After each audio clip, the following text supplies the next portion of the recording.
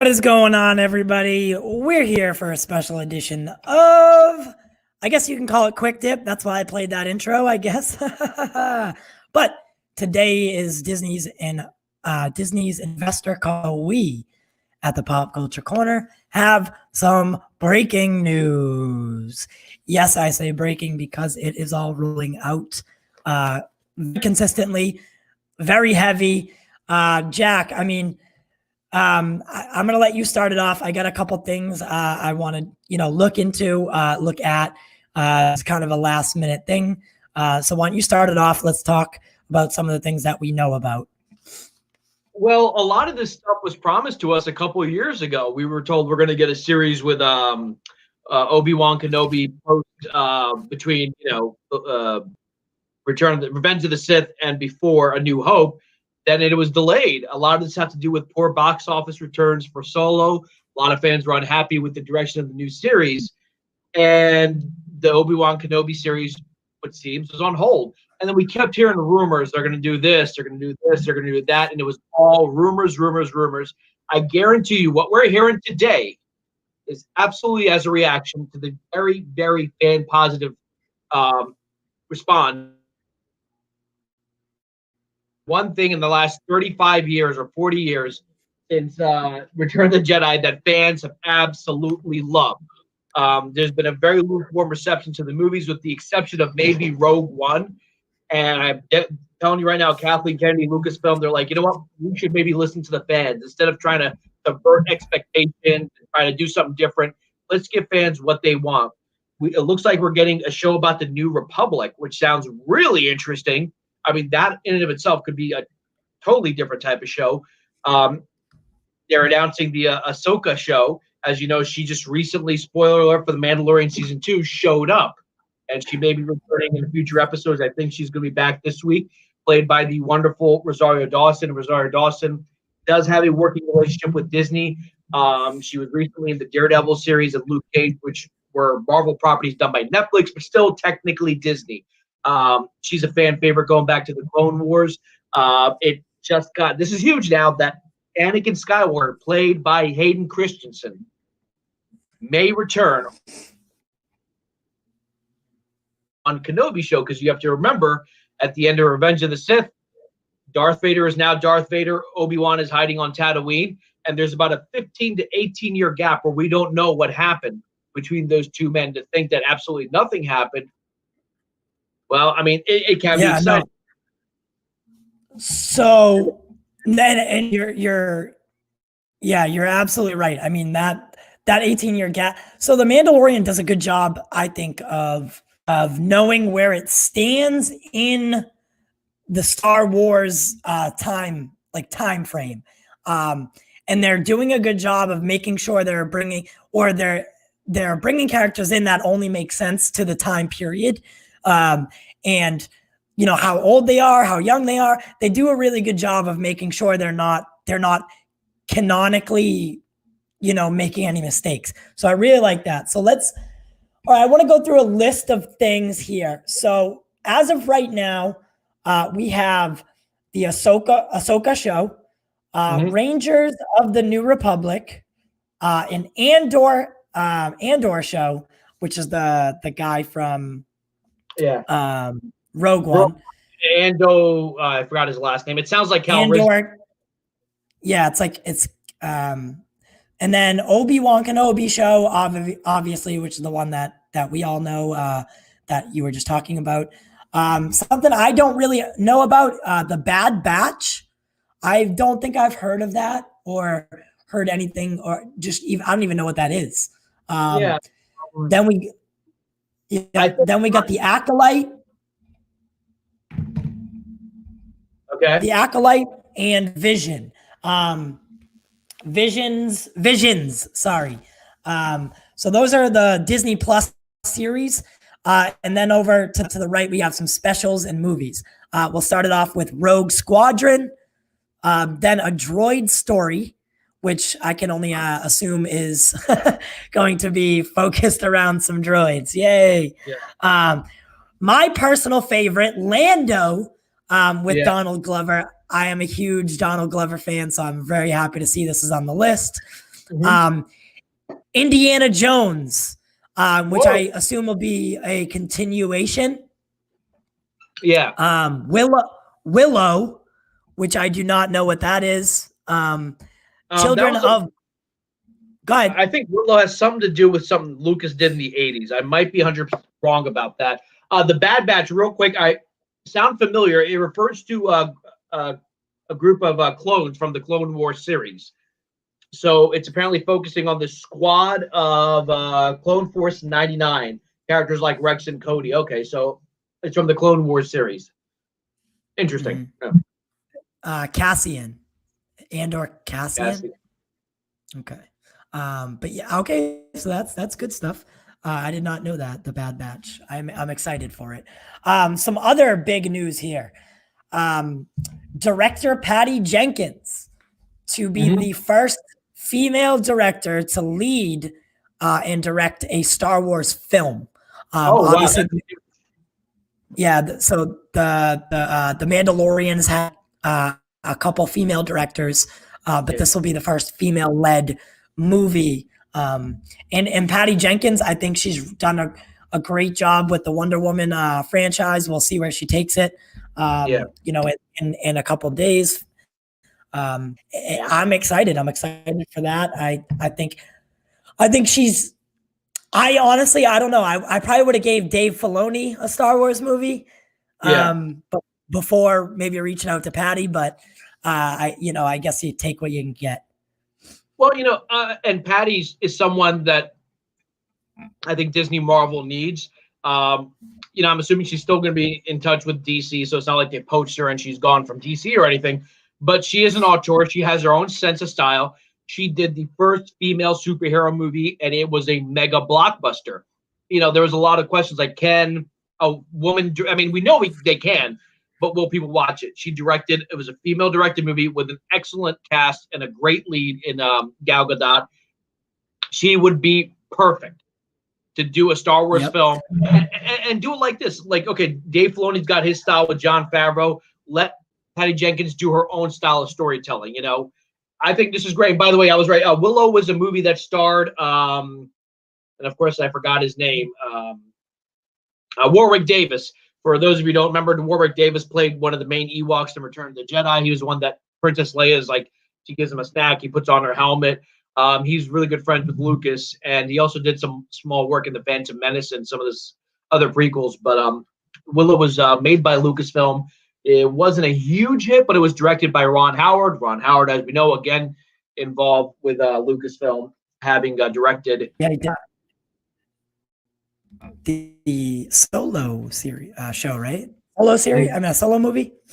Yeah. Was it? It was. Yeah, it was a movie. Right? I was gonna say, am I wrong? No. I knew it was a movie. I was like, am I wrong about the director?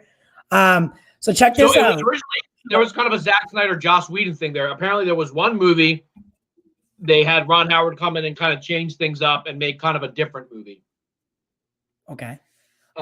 So, all right. So check this out. So this just came rolling in. So WandaVision, Falcon and Winter Soldier, and Loki trailers were all shown at the Disney investor calls. Finally. Yeah. The Loki, what's it called? The Loki show is being billed as a crime. No, what did it just say? Damn it, I lost it. A thriller, something thriller. Damn it, it's gone. It was a crime thriller, I think. I believe that the tweet said. I just lost it because it refreshed. But something thriller. That's what it was billed as. Okay. And by the way, Captain Marvel also just confirmed 55 seconds ago. Brie Larson returning as Carol Danvers, directed by Nia DaCosta. So that's Captain Marvel 2, correct? Yeah, that's Captain Marvel 2. Chris Evans will be Marvel will be in that too. She'll be in the Captain Marvel 2. It'll be released in November 2022. Beautiful. Chris Evans will be voicing Buzz Lightyear in Disney Pixar's Lightyear. Captain America making the changeover to everybody's favorite space cop toy, I guess, right? That's what you want to call him? I'm curious, why not? If it's gonna be live action or animated? I would assume that it would be like that Toy Story, like the Toy Story kind of look where it's like kind of in the middle of live action and animated. Because I feel like the Toy Story stuff looks very real, but it still has that animated feel. Yeah, because my curiosity, why not just still use Tim? I mean, I love Chris Evans, but like Tim Allen has been so attached to since '95 as Buzz Lightyear. So I'm kind of curious. Why not use him unless it's maybe live action? And Chris Evans could, if they wanted to do a live action. It says voicing, so I would. That's why I assume it would be that other style. So yes, a look at Ms. Marvel. First look at Ms. Marvel came in, and it went really well. And that's for people that don't know. Ms. Marvel is. She's not Captain Marvel. Yeah. She's a different character. She has more of like, I would say she's more like Mr. Fantastic in her powers, where she can kind of grow her limbs a little bit, or not a little bit, but. And I got to represent the first major Pakistani superhero. Yes. Yeah. Yeah, and so I had thought. Originally, wait, was it her? Was it Miss Marvel? I can't remember. Alison Brie was rumored to play her originally, I think. Captain Marvel, I think, yeah. No, not Captain Marvel. Oh, you mean Miss Marvel? So there's different Miss Marvels. The newest one is Kamala Khan. I think Brie would have played, or Alison Brie would have played. Oh, no. I'm sorry. I was talking about She-Hulk. She-Hulk. Oh. Yeah. So I'm pretty sure. I mean, again, don't quote me on this. I need to. A lot's coming in today. A lot is coming in, but I'm pretty sure Alice Brie was rumored to play She-Hulk, and I was all in on that. And then it turned out. Yeah, and then it turned out that it's not her and it was someone else. But then the other girl denied it. So I mean, I don't really know where we stand on that, but I'm sure whoever they choose will do a fantastic job. Yeah. So Falcon and the Winter Soldier, March 19th. That's the day after my birthday. Perfect. Thank you, Nick. You're very swell. So I appreciate it. I'm March 19th. So March 19th, and that might be competing with the Snyder Cut at that point. That's what I was thinking.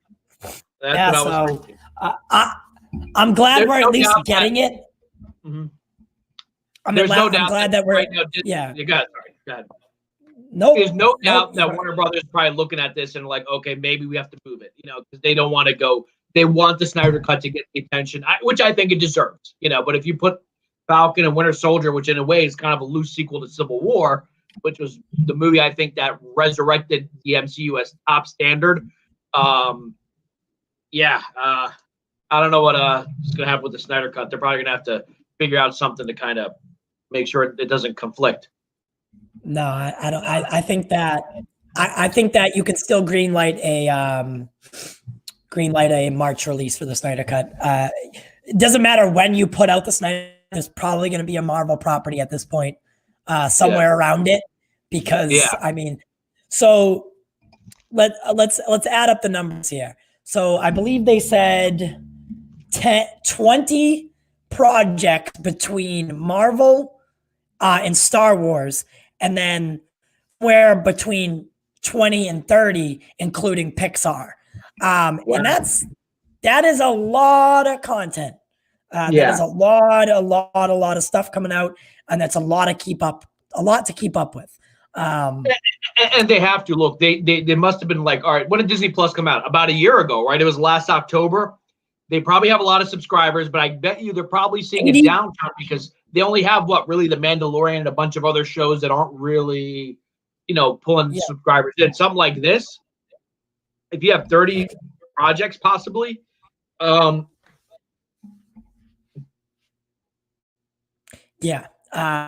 that Disney Plus was ever.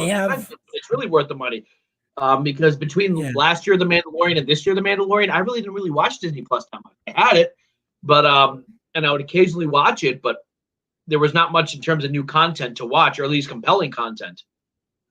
So the subscriber count came out for Disney, and it's 86 point something million. Wow. Which is ahead of, that's ahead of their projections. So, is that worldwide or just America? That was total subscriptions, 86.8. Worldwide. Yeah, 86.8 million or something like that. And as far as like being a year in and having that many subscribers, that is a very good number. And like don't get that twisted, you know? It's a huge number, and not to mention when it first launched, it wasn't available everywhere because I had friends in the UK who said, we want Disney Plus, but it's not coming here until February. Right now, it's pretty much available wherever you can find it. There's no doubt that number, and again, I'm just throwing it out there, could be doubled or tripled in the next few years.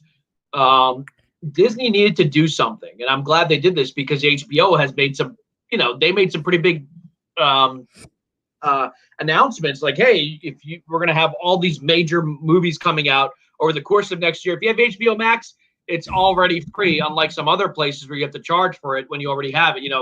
And I feel like Disney needed to respond. Granted, they've been probably playing this for a while, but this is a pretty good response because everyone's like, dude, well, I'm getting HBO Max because they have all these movies I want to see, and Disney just has The Mandalorian. Speaking of which, so Disney is going to be releasing Rhea and the Last Dragon on Disney Plus and in theaters, and they're going to continue Mulan strategy, and it's going to be you have to pay a premium to see it on Disney Plus. So it doesn't look like they're budging in their pay for new movie kind of their release strategy for COVID. It must have worked for Mulan, I guess. They must know the raw numbers. They probably made a decent amount of money with Mulan because there was excitement about it. I personally was not planning on, when I saw the $30 price tag, just to rent it. It'd be one thing if you get to keep it, like a digital download, like you got some from Vudu or Amazon. But they must have seen some pretty good numbers even after some of the backlash. They said, hey, people still wanted to see it because negative media always sounds louder than positive media. And I've seen this with a lot of TV shows where the negative press seems like a flop, but they keep making it because they're looking at raw numbers and say, hey, people are watching the show despite what critics are saying, despite what fans are saying. And all right, listen. All right, hold up for a sec. Yeah, go ahead. We have trailers for there's new trailers for WandaVision and Falcon and Winter Soldier. So I'm gonna get a copyright strike or a copyright. I'm about to get in trouble, but we're gonna go ahead and play them. All right, guys. Just keep talking. Oh, you want me to keep talking? All right, I'll keep talking. So, for those of you who are watching us live, so when Disney does these big drops, they do a whole thing, investor call. They tell you everything. And right now, as we're live, and we said this when we were posting about it, that we're going to be coming forth with information. So we're going to show some of these trailers. So go ahead. We're ready. I think, Ty, are we ready, or you need a little more time? Nope, not ready. Keep going. Okay. So I need to. No worries. I need a Winter Soldier. For those of you who don't know, this was supposed to come out in the fall. I think it was either October or November. It was supposed to come out this year, but because of COVID, it was delayed. I'm pretty sure most of the show, unfortunately, editing, post-production takes a lot of people, a lot of work in close proximity. So COVID, of course, slowed that down. But I'm glad it's coming out in March. For those of you who don't know, the villain of it will be Baron Zemo. Baron Zemo was played by Daniel Bruhl. Many people remember Daniel Bruhl. He's on the show The Alienist, but his most famous role was as the sniper in the movie Inglourious Basterds. They make a movie about him. He stars as himself in that movie. He was, I thought, one of the underrated villains of the MCU because his story in Captain America Civil War. My wife died. My children died. I found them in my dead father's arms. And the Avengers, this was all the Avengers' fault because of what happened in Age of Ultron. And I thought he was such a wonderful character. And the scene with him and Chadwick Boseman at the end of Civil War, where Chadwick Boseman wants to kill him because he orchestrated a bombing that killed King T'Chaka. at the start of the film to blame it on the Winter Soldier. And when they did Helmut Zemo, or Baron Zemo at the time, he wasn't wearing the costume he's famous for. He was just kind of dressed like a regular guy. They said he was Sokovian Special Forces. He was just a regular guy and did more damage to the Avengers, at least up until that point, than any of the mega-powered heroes, whether it was Loki or Ultron or any of them, had done. He broke them from within. And his monologue, where he talks about the death of his family and accidentally killing King T'Chaka, and it was powerful. And I was like, oh, what a great villain. Back then, they were doing press for that movie. They asked Daniel Bruhl, will you be back as Baron Zemo, or Helmut Zemo, sorry.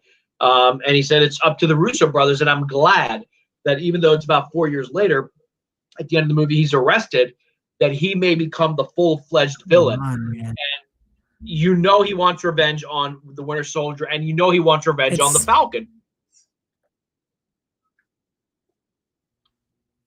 Yeah, so listen, is there anyone share your screen? Because I'm hosting, it's just not coming up. It just doesn't want to work. All right, you want me to share my screen? Well, I want you to find the trailer and then share it. Okay. Yeah, sure. All right, folks. Yeah, it's because I'm hosting it, it's moving really slow. And I don't want to play a trailer that lags anyway. But yeah, no, I just watched the intro to it, and it's looking pretty dope. Which one are you on first? Falcon and the Winter Soldier, and then we'll drop to WandaVision. All right. The way it opens is really nice. It looks like it's a Captain America intro, and it's got everything going on. All right. It looked good. All right, Falcon, Winter Soldier, and what was the second one? WandaVision? Yeah. All right. All right, I'm going to load them up.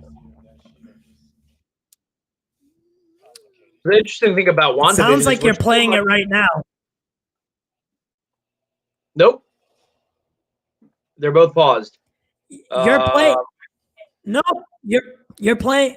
I can hear the audio. That's impossible.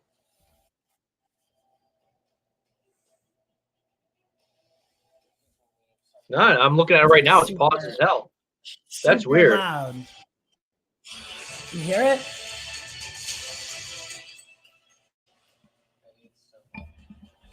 Is it gone? No.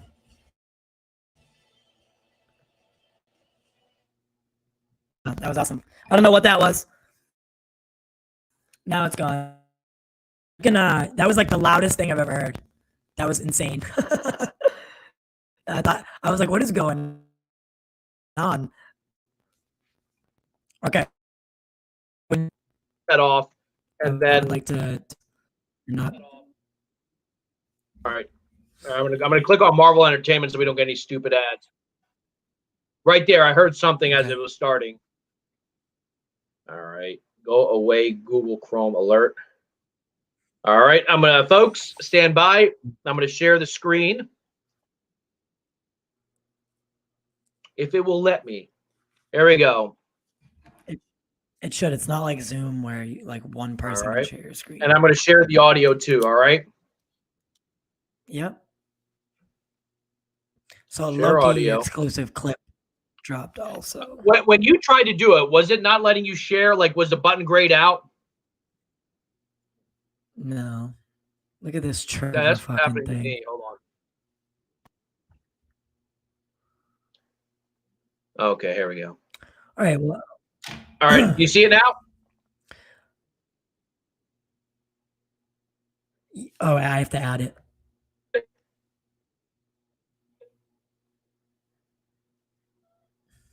All right, go ahead. Are we good? You can see it? I can see it, yep. All right, Graham. And then just play it in full. Yeah. I don't know why it's not letting me go full screen. Maybe it's because I'm sharing it. I don't care. Just play, please. All right, let's play it. Here we go. Longest thing I've ever experienced. And it's the first time I'm seeing it, so. Okay. Shield is complicated.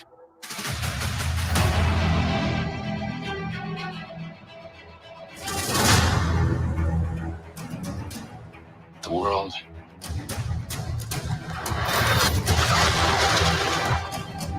is upside down.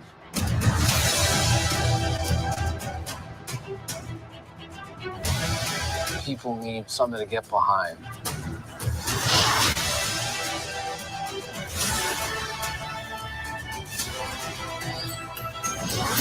They need a symbol.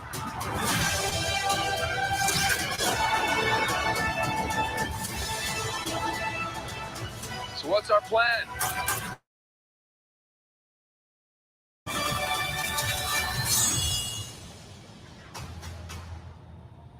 So no plan. Hey. Great.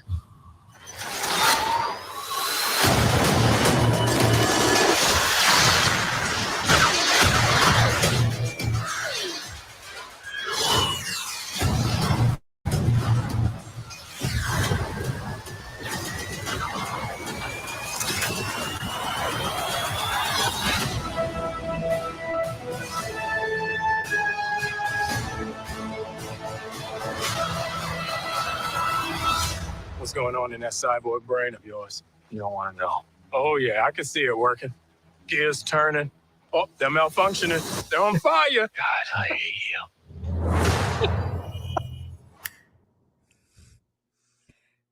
All right. All right. That was dope. That looks great. I am super excited. Oh, wow. That was a great score. Corp, like great interaction between the two. Beautiful. So Nick just let us know that it's very stream and keep up with everything. There we go. We're back. We're back. For a second, I thought John Watts will be helming Fantastic Four, which is great news. John Watts does a wonderful job directing films. So if I believe that Fantastic Four is finally in the correct hands. and that's what great has John news. Watts directed? Can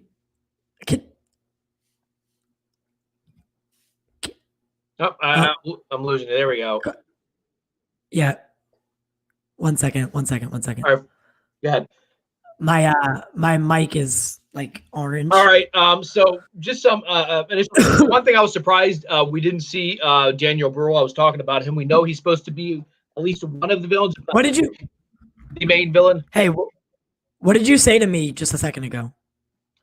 That's a great question. I have no idea. Oh, John Watts. What has he directed? Because the name sounds familiar. To me. Oh, it did the Spider-Man movies. Oh, yeah, it's John Watts. That's right. I always think of Mark Webb just because he did Amazing Spider-Man, and his name's okay. So John Watts. Oh, yeah. So it's in good hands. It's in good hands. Sorry, when I leaned in, I muted the microphone by accident. Oh, okay. All right. I did something. You want to talk about Falcon and Winter Soldier, or do you want to jump to WandaVision? I would like to jump right into WandaVision, and then we can talk after. So, all right. So the new WandaVision trailer, I believe it just gives a couple extra clips, a couple not like more scenes. I don't believe we'll get much more out of this, but any new content is great content, and exactly that's what we do. So Ty, I'm gonna add it here again, and we'll go. Yep. All right, cool, folks. Here we go. This is the second trailer for WandaVision, just dropped a few moments ago. So what's a single gal like you doing rattling around this big house? Well, I assure you, I'm married to a man, a human one. Wanda. What's it been? And I ran. Why you sleep out the We are an unusual couple. Oh, I don't think that was ever in question. We just don't know what to expect.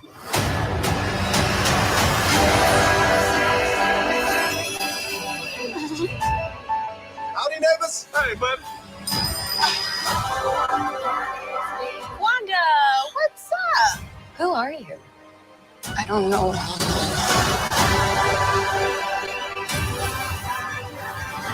I think something's wrong here.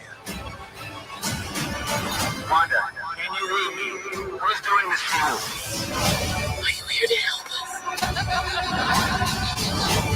This is our home. Then let's fight for it.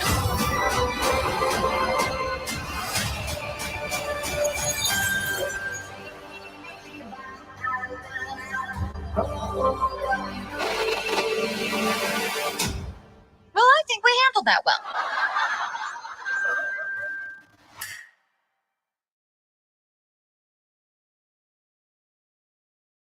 All right. Wow. That- That was actually really good as well. yeah. Ooh, that was So, interesting. Go ahead. Secret Invasion TV show or TV series with Nick Fury. Oh. Yeah, with Samuel Jackson and Ben Mendelsohn is in the works as well. Just trying to tweet that out right now. So sorry if I'm not looking. No, so a Secret Invasion for those. We thought that was going to be the story in Captain Marvel, and it turned out it wasn't. They took some aspects of what are they called? The Krill, I believe. Those Skrull. creatures. Skrull. The Skrull and Kree. Skull and Skrull and Kree. Yeah. So it was the Skrulls. Yeah. So that we all thought that was going to be the story in Captain Marvel. And while Nick Fury was in the movie for a lot, we turned out at the end it wasn't actually Nick Fury. And so that'll be kind of interesting because that was a big part of the comics. And they were kind of villains in the comics. In Captain Marvel, they seem more like refugees, people trying to, escape danger. So I'm kind of curious to see what they'll do with that storyline. And you always, as a comic book fan, you always start with the big ones. You start with the ones that everyone knows. And eventually you start getting to the smaller characters you don't know about, storylines you don't know about. And it seems like that's where Marvel's doing it. They're like, hey, we're going to take these things that the mainstream audience doesn't know about, and we're going to expand and expound on those storylines like the Secret Invasion. That sounds really neat to me. It seems that within the trailer, what Wanda's experiencing might not be real. It might be some sort of. It's definitely. I think she's in a. So I think she's been put into an alternate reality or like a dream reality. In one in which Vision is still there, and I believe Catherine Hahn's character, Agatha Harkness, is putting her through a test or a series of tribulations in order to her to realize her full potential, and then she'll come out of it really early on in the series, and then we'll kind of adapt the House of M storyline from there. That's at least kind of what I'm getting from it, but I could be far off. But the fact that Vision is there and the way the trailers run are there's no color at the beginning, and slowly and surely a little bit more colors added, and I feel like that is her inserting color, like it's kind of her symbolizing her finding her way back to reality. And I always said that, in Infinity War, even though we see Vision get destroyed, Shuri was working on him. So, and his consciousness is electrical or whatever you want to call it. Part of him might exist in a thumb drive somewhere in Wakanda. Right. And he might be trapped somewhere. His mind. Right. And what color was Vision last time we saw him? He was purple, wasn't he? No, he was black. Red. He was black and gray, like a hue of gray. You mean after he's killed?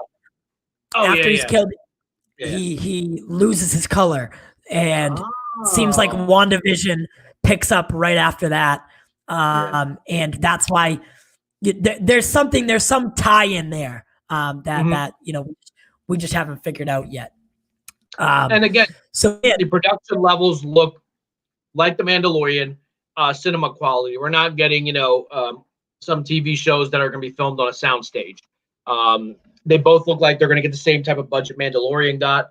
CGI on it looks as good as any Marvel movie or any DC movie, or even it looks just as good. So they're putting big money into this. Yeah, And then I'm kind of interested to see if they're going to end up using the volume, which is the thing that, so the volume is what the Mandalorian uses, and it's like LED screens instead of green screens. Okay. So I'm kind of interested to see if maybe not the first seasons of these shows, but maybe down the line they end up using the volume, because it's clearly worked really well for the Mandalorian. It makes everything look really, really crisp and clean. And it just looks better. Honestly, it just looks better. And it really, really, really like it brings the actors into this world, rather than just acting on a green screen studio. They're acting inside these locations, which helps them, it helps them envision and act and get into character. And that's what was so great. People always talk about the original Star Wars. They used a lot of practical effects. And in some ways, the original Star Wars would at times look better than the prequel series, at least, because they were going full CGI. Everything was on a green screen. You're not on any set. And it looked fake. It looked like a video game. And then at the time, it was, wow, 1999, 2002. But what's cool about The Mandalorian, it's clear that they're using a mix of CGI and real locations. It looks grittier. It looks better. And right. I wonder if the Russo brothers I don't think they've said anything. Are they connected at all to the Falcon and Winter Soldier show? Or is this kind of like...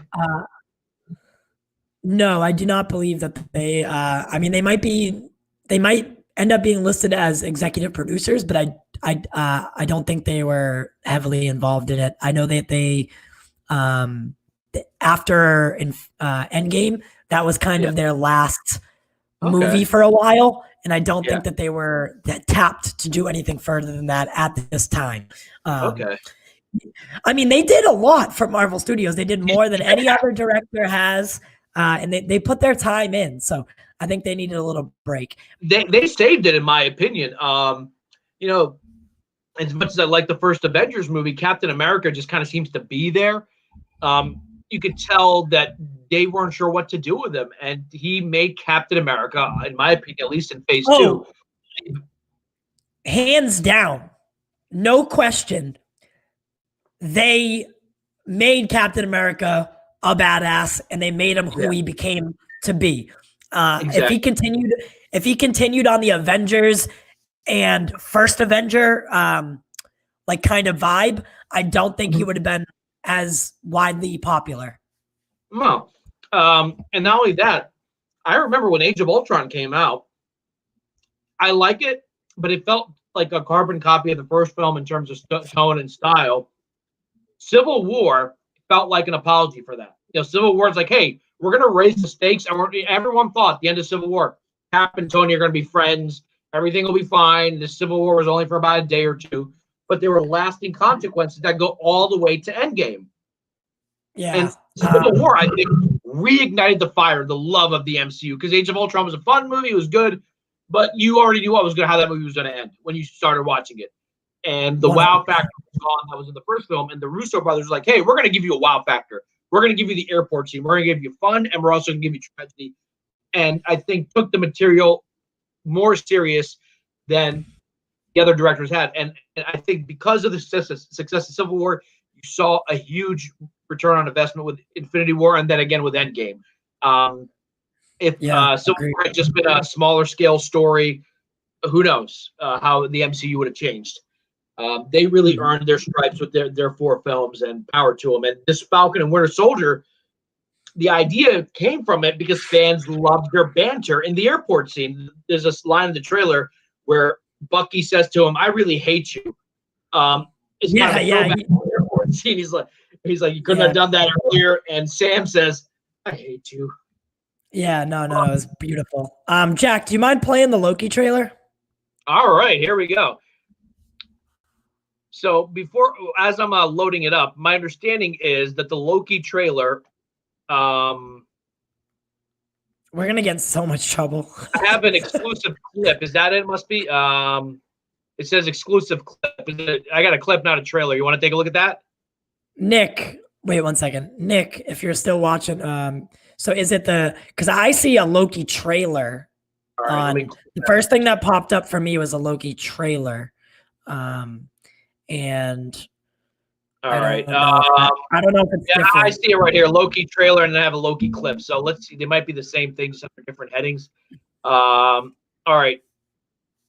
I think it is the same thing. All right, here we go. I'm going to share this. I mute our microphones when you put it up, by the way, just so we don't.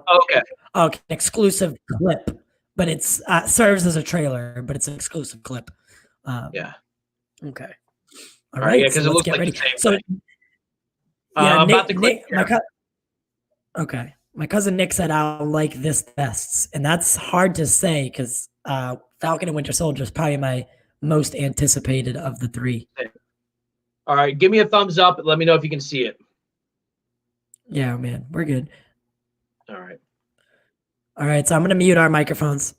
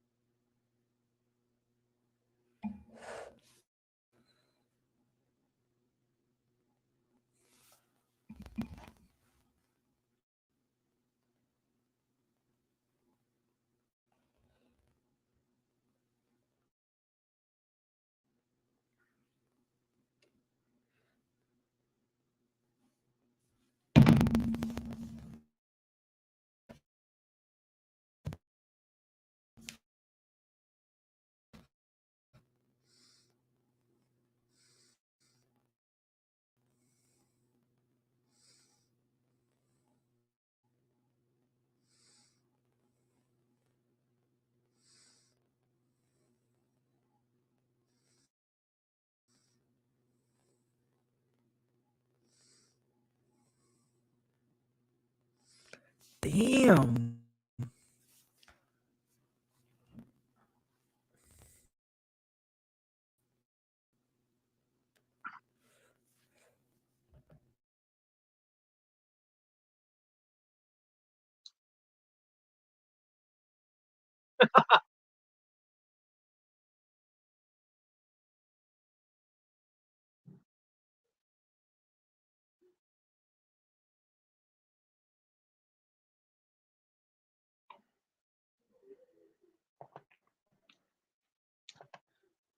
Yeah, I was trying to. Are we back? I was trying to find the one that Disney made, but that was the one that popped up. And I hate when those stupid things shows up at the end. So this confirms that this is the Loki from Avengers Endgame that escapes. Because I was wondering, like, did he actually die in Infinity War? And it turns out, no, he did not die, or he did die in Infinity War. This is the Loki from another timeline that escaped the Battle of New York during the events of Avengers Endgame, because he mentions Heimdall, who we know died in Infinity War. So I have no idea what to make of that. That looked way different than I thought it was going to be, and goes against the rumors that we had heard that it was going to be about Loki as a child, and that Tom Hiddleston would narrate it, kind of like the Wonder Years. Did you hear about that? Was like years ago. That was the rumor that was coming out. So You're muted, by the way.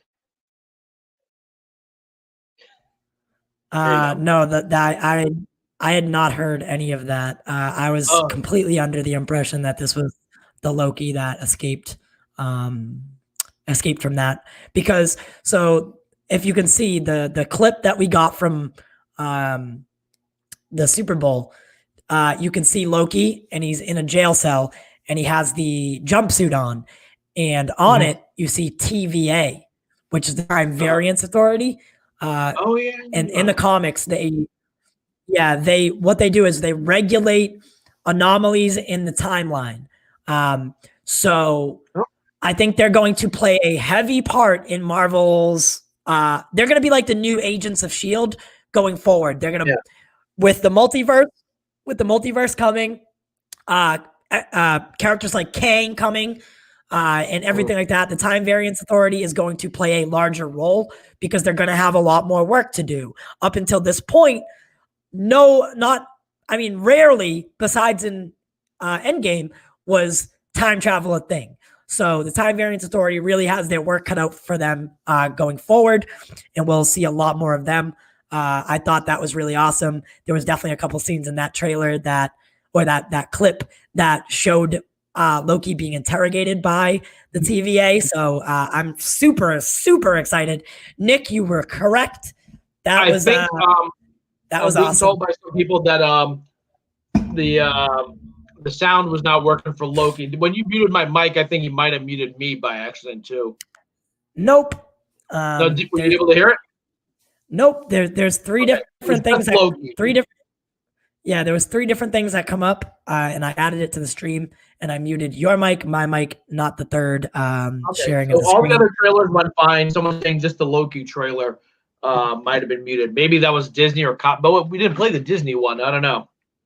Yeah, I already brought that up, but it's not a big deal. The sound is what gets us in trouble anyway. Okay, yeah. So for people who don't know, by playing these trailers, this happened a lot on DC fandom.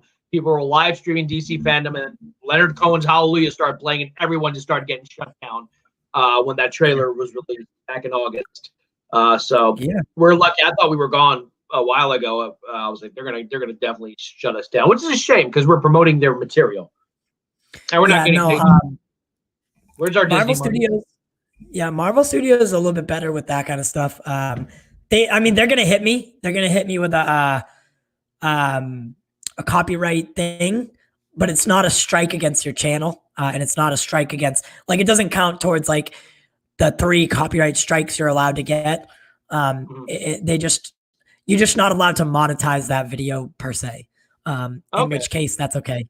That's okay with me. I don't mind, because we don't monetize anyway. Unless it becomes our biggest viewed video, like 20 million people watch us, then we're like, son of a. Yeah, right. But yeah, so lots of good stuff coming tonight. This is the most content. This is the most content that we've gotten months. I gotta say, I'm more excited about the Marvel shows at this point than I am really about Black Widow. I want to see Black Widow, but I would say this has got me more excited. Then there we go. Netflix said, "Did you guys say the investors meeting went well today?" Yeah, I think any jokes about Disney Plus versus HBO Max just went out the window. I think this was a huge shock. Yeah, I think I really do. Now HBO Max. I mean, for the most part, the past couple of weeks, up to a month, has been a lot of Warner Brothers stuff, and Marvel was just probably sitting there like, "You just wait, because I'm coming at you fast and I'm coming at you hard." And that's no wonder that Comic-Con the other day was a heap of trash. So I am absolutely amazed that this much stuff.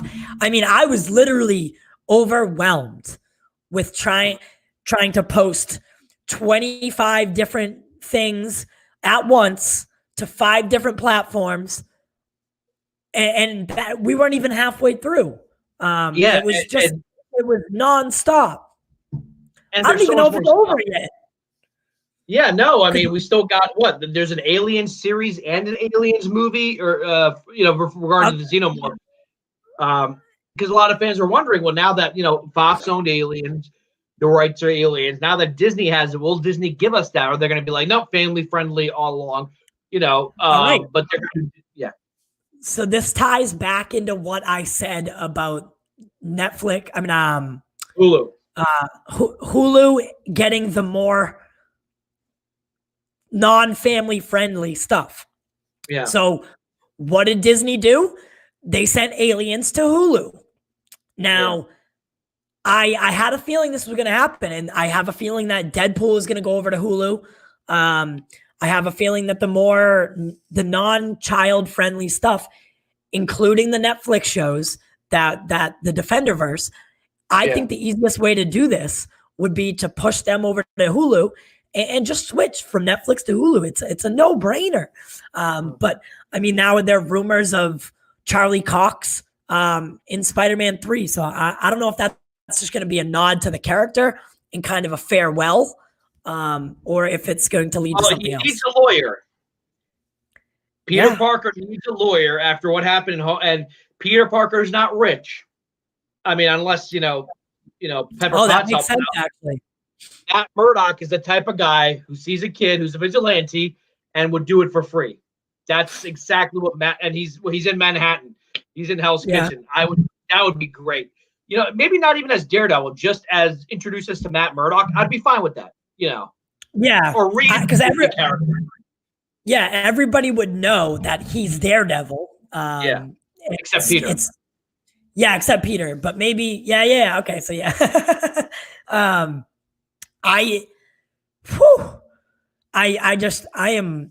Today's been wild, just absolutely wild. And there's so much stuff to go. I haven't heard anything about Black Widow.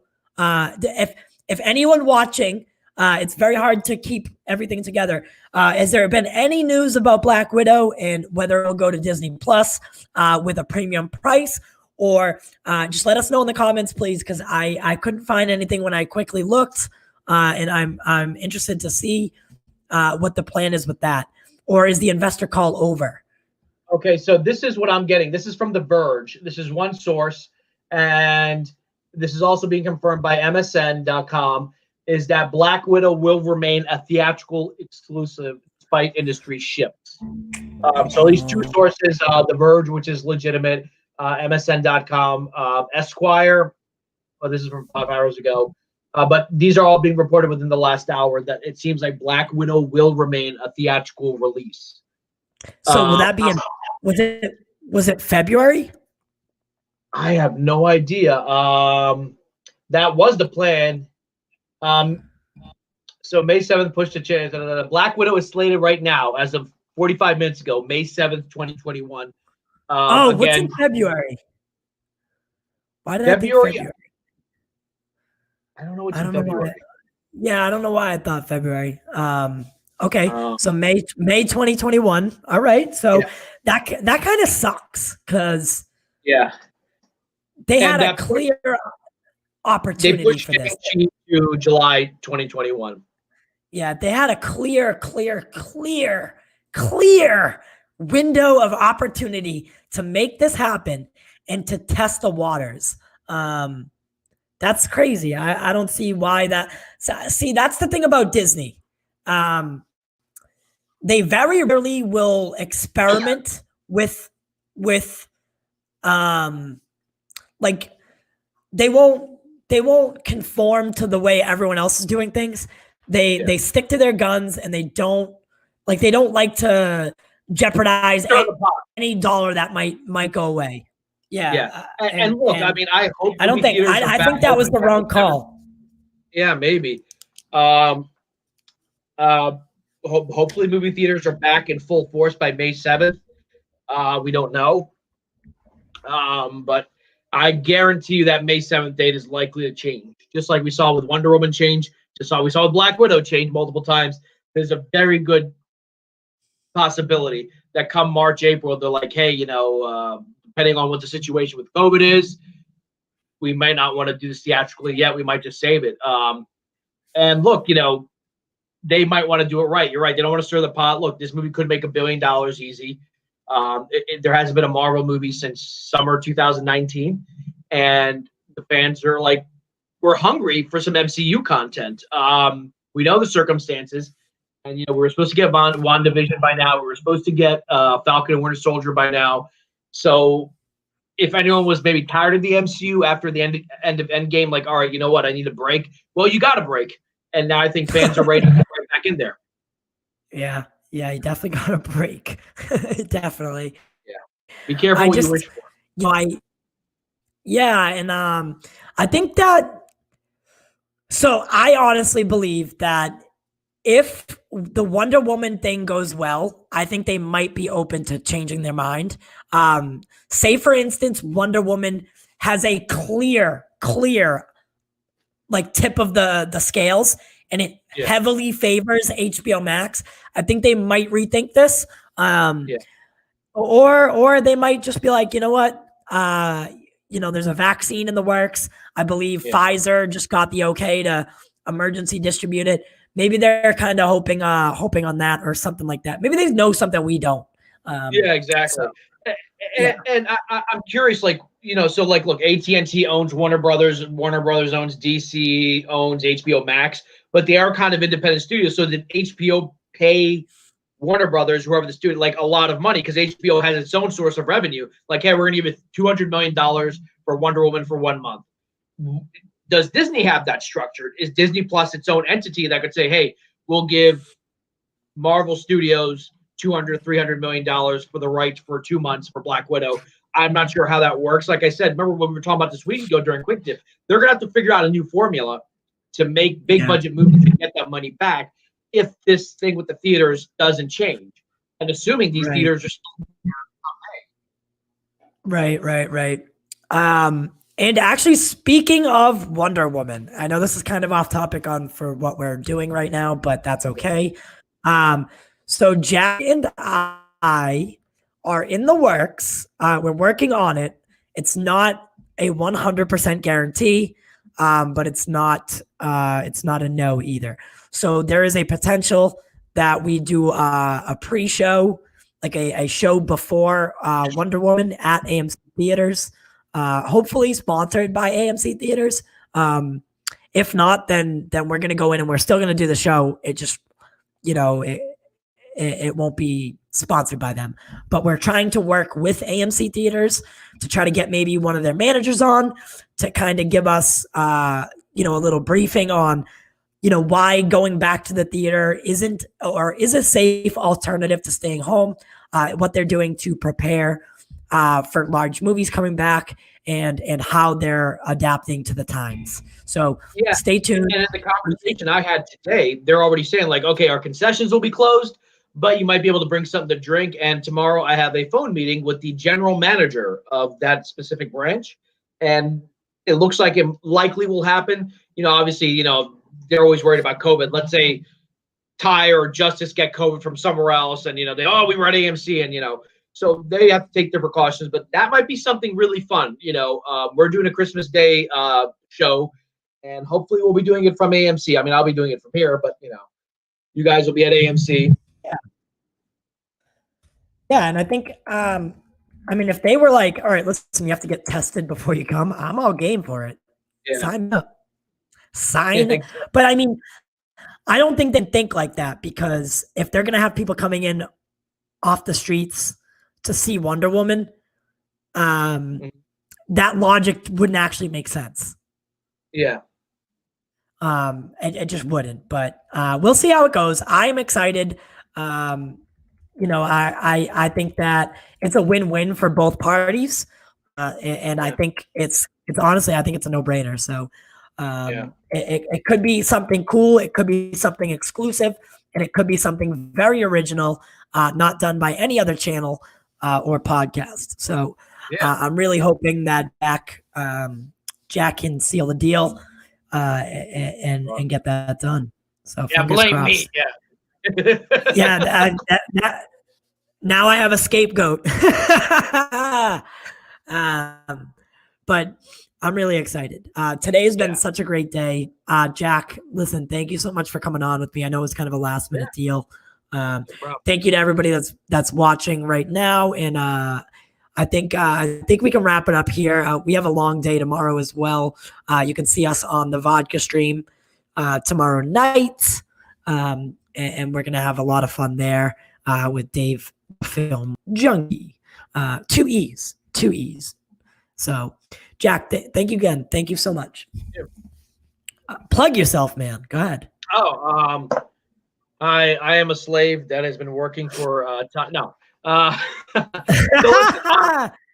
Terrible. I'm being held against my will. This is not a room. This is a set. This is actually a prison. And every time you see Justice, he is right outside that room.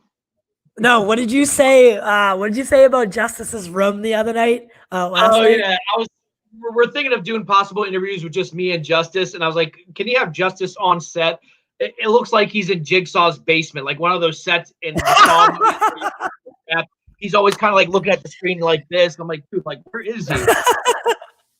And like, if we just do me and Justice, just put him in the set with the, the pop culture memorabilia around. He looks like he's hiding from the FBI or something. Oh my God. I damn near pissed myself last night when you said that. I really did. The first time I saw Justice in his like bare white room, I was like, what are you doing? Time at Arkham Asylum? Like, what are you doing, guy? Put some posters on the wall or something. One last quick thing. So wait. Okay, Disney Plus is increasing its price to $8 a month starting March 2021. I thought it was already $7.99. Yeah, well, I think it was $6.99. Now it's $7.99, maybe. Honestly, it's still not bad. Yeah, it's still not bad. I mean, I was wondering if that's going to happen. Like right now, what I've done, I have the package where you have Disney Plus, Hulu, ESPN Plus. I have never watched ESPN Plus, except I think I watched The Last Dance on it. Maybe that was it. But it's still cheaper than having Disney and Hulu separately. So yeah, of course. I think it's a good deal. I really do. On Hulu, they have to keep pushing the package combo. Yeah, so it's $6.99. Netflix says right now, and I think it's a $1 more. I'll pay for that. Bad. I mean, I hope Disney's not watching, but if they made it like the price for like $11.99 or something like that, I mean, would I be bummed? Yeah, but I would still pay if all this content is coming. Yeah, you're damn right. Yeah, you're damn I'm right. a Star Trek fan. I am paying way too much money for just 2 Star Trek shows on CBS All Access, and I kind of hate the fact that I'm paying it. But I do want to support the franchise. But this is great. Yeah, and you can buy the whole year, and it comes out so much cheaper. I think you save like 10% or something like that if you buy the whole year, which is like, it's not something I can do personally, like with all the streaming services that I have. If I bought them all for, the one-time year price, I would spend a lot of money all at once. So I like to break it up. I like to break it up personally, and I know that's the more expensive route. Yeah. Because once you break it up, you can still like let's say you had to cut some corners, like you can cut something out. You're like, oh, you know what? I don't need Hulu for this month, and just cut it out. Once it's paid for, it's paid for whether you're watching it or not. Right. So I don't need Hulu for these 2-3 months. They got nothing coming out that I want to see. And a lot of people did that with Disney Plus once the Mandalorian was over, and people, as a joke, when they were asked why are you leaving, they wrote, "This is the way." Did you do that? I am one of the people that subscribed for Mandalorian, and then I just stopped and then picked it back up once the Mandalorian came back. And now I don't think I'll ever stop subscribing until years and years from now, but or whenever they stop, because with all this stuff coming out, there's no reason for me to stop. I just thought I didn't like how they put on Mandalorian season 1 and then had nothing for 4 or 5 months. Then Mandalorian 2 came out, and now with COVID, they kind of shot themselves in the foot. I think Mandalorian was a test. They have to see, okay, it's not Boba Fett. It's a new character. It looks like Boba Fett. It's Mandalorian. let's see how well we do with this show. And I think that the success of Mandalorian. And by the way, with all these Star Wars shows that are coming out, I have no doubt the Marvel stuff will be good. They have not done as 30 yet.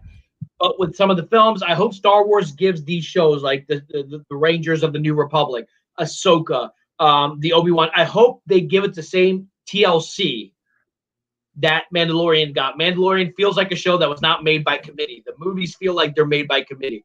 If you're going to do Lando Calrissian, do it right. Let these writers, Star Wars fans and non-Star Wars fans, write and forge something similar, something unique, just like The Mandalorian was. Don't just, have a bunch of executives and Kathleen Kennedy say, oh, people like R2-D2, put him in everything. Right. Marvel, I'm not worried about. I know Marvel will do a good job. Does anyone know, has anyone been able to confirm this yet, whether Obi-Wan is shooting in Boston, Mass or Boston, London? I don't, because it's been kind of up in the air at this point. I'm still not sure about that.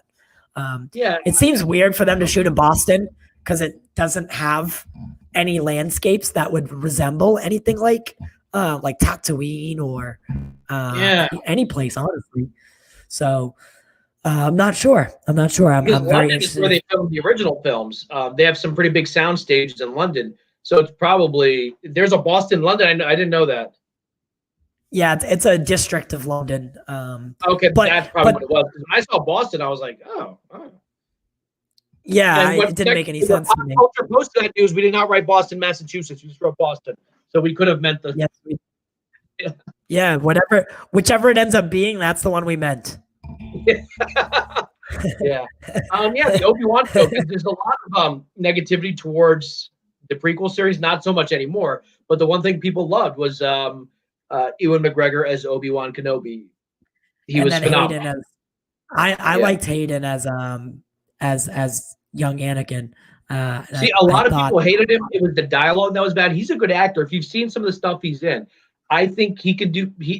Bring him back. I would love to see him. He was supposed to be in the original cut of Rise of Skywalker, so rumors go. That original hexology, I guess, those 6 films were about him. I wonder if James Earl Jones is going to do the voice because he's pushing 90, and even in Rogue One, he sounded a little, he's retired. He's been doing Star Wars since 1977. Maybe they might at some point have to get another voice actor like they do in the Clone Wars, someone who can, will it be great? No, but, James is given his due and doing another TV show, Yeah. Imagine that. Because at one point, you have to stop. Like, you need to transition or you're going to leave yourself in a position where, you're halfway through a season and this man passes away. Yeah. And that's never good. It's never a way to do anything. However, I don't know if we should be using Darth Vader too much longer anyway. I think it's time to move on from the Skywalker saga, the Skywalker stories. The Mandalorian, I think, does a good job of, like I said, playing its own role amongst the time period. And it doesn't dive too far into the Skywalker saga, except for borrowing characters here and there, which is okay with me. But the only thing that's like in the current season Mandalorian, they're like, we need to find the Jedi Grand Master. Are there any Jedi Grand Masters around? I'm like, dude, there's only one Jedi Grand Master, at least in the canon, and that would be Luke Skywalker. I'm like, you're looking for the Jedi. You might want to find the guy who just stopped 2 Sith Lords. And it's like, well, Mark Hamill's too old to play a 29, 30-year-old Luke Skywalker. And fans want they want the Winter Soldier. Sebastian Stan, imagine. He looks the part, honestly. I was so surprised. He looks like him, and he has a very good relationship with Mark Hamill because a lot of people make jokes about them looking the same. They both have done shows together where they're kind of making jokes about it. And he's not a casting that would upset people. It wouldn't be like when they cast a new Han Solo. I'm not the only one, bro. I literally almost pissed myself last night when you said that. I couldn't even go to sleep because I was laughing so hard. Oh my God. Sorry, go ahead. Finish what you're saying. Like when they did the Solo movie, which I saw once, I enjoyed it, never want to see it again. It's not the actor's fault. replacing Han Solo is one thing, but right now, if they're gonna do Luke Skywalker at all in the Mandalorian, it feels like they're going that way. They're like, we got to find a Master Jedi. We got to find a Master Jedi. Like, go with someone the fans like. Go with someone who resembles a young Mark Hamill. Don't make him the center of the show, but like in one episode, why not? Did you watch the last episode of Mandalorian? Yes, I did. I loved it. I loved it. All right. Anyone watching right now, I'm about to spoil the last episode. If you haven't watched it, just turn the audio off for 2 minutes because I'm going to get over it pretty quickly. So Yoda makes the distress call, right? Not the distress call, but he sits on the seeing rock, puts the call out. Grogu, yep. Yeah. Who do you think's going to show up? Well, I think Ahsoka definitely is going to show up. They just had her in one episode. There's no way that. No, there's no reason why. She's the one who told him to go there to do it. She's not going to show up. She knows already. Well, if she's captured, I feel like they, I don't know, maybe. Okay. But, okay. I see what you're saying. Because he's captured, like, it's a different thing. He's captured. She might. I haven't read too much of the expanded lore because they mentioned General Thrawn and my heart skipped a beat because that was a great trilogy of books. I have a weird feeling that with all these big casting rumors for Spider-Man 3 and everything, they might just say, you know what, we might need Luke Skywalker for one episode. They did some de-aging in Rise of Skywalker, but they have Sebastian Stan. If you're looking for a Master Jedi, he is right now, currently at that time period, the only Master Jedi that we know of. I feel like that's where they're going with this. Ahsoka is a huge favorite. Yeah. I think so. Disney does a fantastic job at hiding things from people, right? Yeah. And we've known about Ahsoka for a while now. Yeah. So I think that all of that was to not redirect, but to just keep people occupied. Oh, we haven't even, maybe like a redirect, kind of like, hey, look at this. Yeah, and doing like a magic trick on this hand. Right. I think what's about to come tomorrow is going to be insane. I think it's going to blow the internet up. I think something's coming. There, a Jedi Master, like you said, right? Yeah. I mean, there's not many left. So the list, again, they're kind of changing canon a little bit because at the end of Return of the Jedi, there's only Luke Skywalker and maybe his sister. Now, of course, they're like, okay, well, some survived. Ahsoka, we assumed she died at some point, but she's alive. She's getting her own show. I'm fine with that. I'm totally fine with that. Yeah, I think that they showed us a couple of their cards, but they still have a couple more to play. And these are going to be the surprises because they let us know very early on that Boba Fett was coming, that Ahsoka was coming, that Moff Gideon was going to play a larger role this season. And I think Moff Gideon, I think having him wielding the Darksaber, I think it's such a genuinely good storyline. It's refreshing. I am all about the Mandalorian. I know it's like, oh, it's not for me. It's not for me. Well, honestly, Justice, nothing is for you. You hate everything. So, I think they also a lot of fans were asking how the hell did Emperor Palpatine come back in Rise of Skywalker? And they said the Mandalorian might answer that. In the last episode, that facility to go to, I think might be a cloning thing. I think Moff Gideon is the one who the thing they're trying to use Grogu's blood for might be because he has midichlorians to help resurrect Palpatine. Yeah. Oh, was and that was.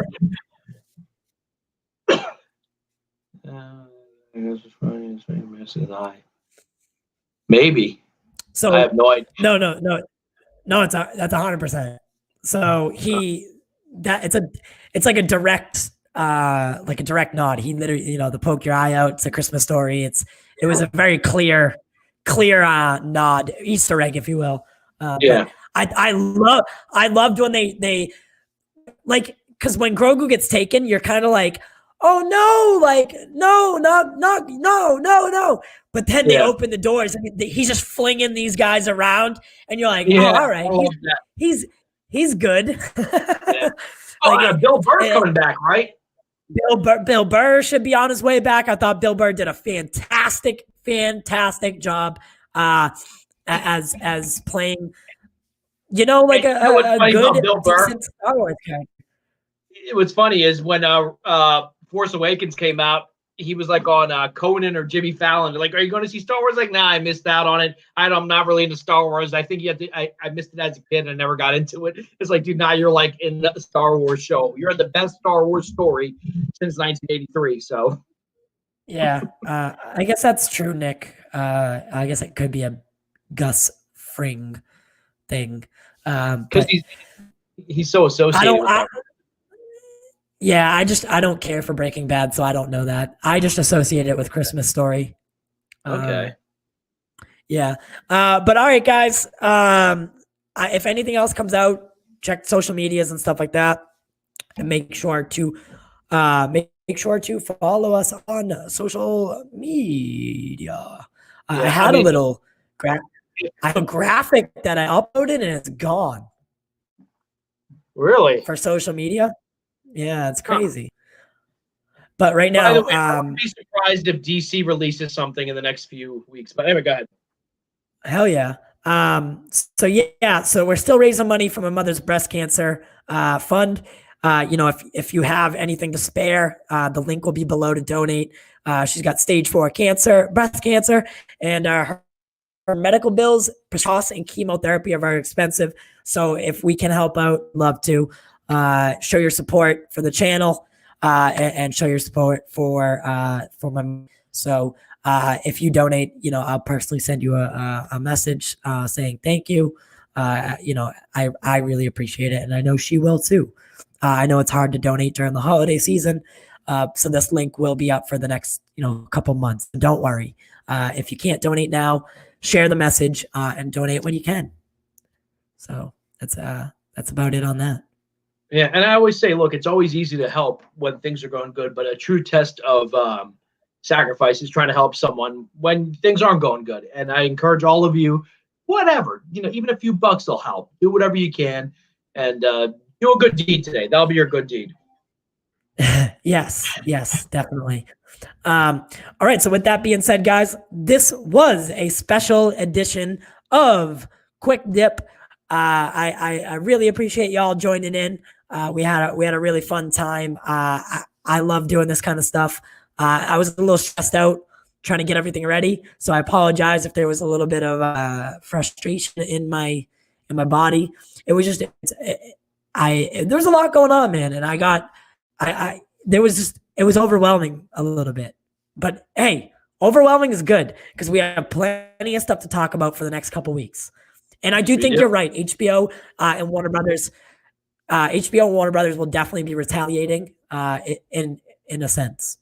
Yeah, they should. Good. Competition is good. Yep. Bumblebee tuna. And I just want to say I do not apologize to any Ace Ventura fans out there. You have a better chance of seeing God than me apologizing about Ace Ventura. Only one person will understand that. But thank you guys for joining us. Thank you guys so much.